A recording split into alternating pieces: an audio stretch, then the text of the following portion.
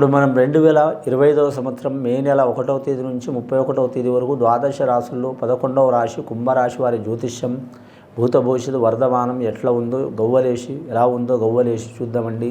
ఈ గవ్వల శాస్త్రాన్ని చింతామణి శాస్త్రం అంటారు, లకుట ప్రశ్న శాస్త్రం అంటారు. 9 గవ్వలు 3 సార్లు వేసి వాటిని లెక్కబెట్టి కౌంట్ చేసి వారి గోచార ఫలం భూత భవిష్యత్తు వర్ధమానం ఎలా ఉందో ఆరోగ్య యోగం, ఇంటి యోగం, ధనయోగం, రుణయోగం చూద్దామండి గవ్వల శాస్త్ర ప్రకారం.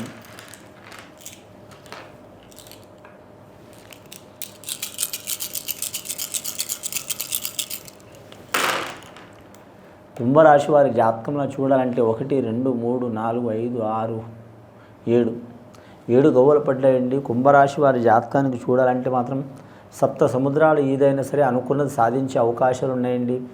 ఈ రాశి వారికి చెప్పాలంటే మాత్రం 4 గవ్వలు పడితే రాహు మహారదశ జాతకం ఉండే కాబట్టి 7 గవ్వలు పడ్డాయండి. కేతు మహారదశ గవ్వలు పడ్డాయి. రాహు కేతువుకు ఏ దోషం లేదు కాబట్టి వీరు అనుకున్న పని తలకిందులు తపస్సు చేసైనా సరే సాధించడాక వదిలిపెట్టరు.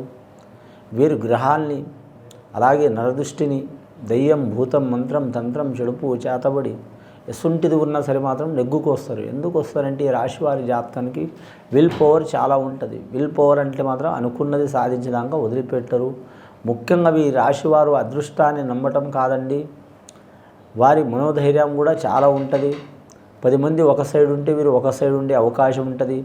ధన విషయం కావచ్చు, రుణ విషయం కావచ్చు, కుటుంబ యోగ బలం కావచ్చు, అలాగే సమాజంలో సంబంధించిన చిక్కులు చికాకులు కావచ్చు, ఏవైనా సరే మాత్రం గెలిచి తీరే అవకాశం ఉంటుంది వీరి జాతక బలానికి. కానీ కుటుంబంలో మాత్రం ఒకరికి పోతే ఒకరికి ఆరోగ్యంలో మాత్రం ఇబ్బందులు ఉంటాయండి. ఒకరికి పోతే ఒకరికి చికాకులు చాలా ఉంటాయి. కారణం ఏంటంటే దీనికి నరఘోష ఎక్కువ అండి. నరఘోషకి మాత్రం ఎవ్వరు అతిథులు కారండి.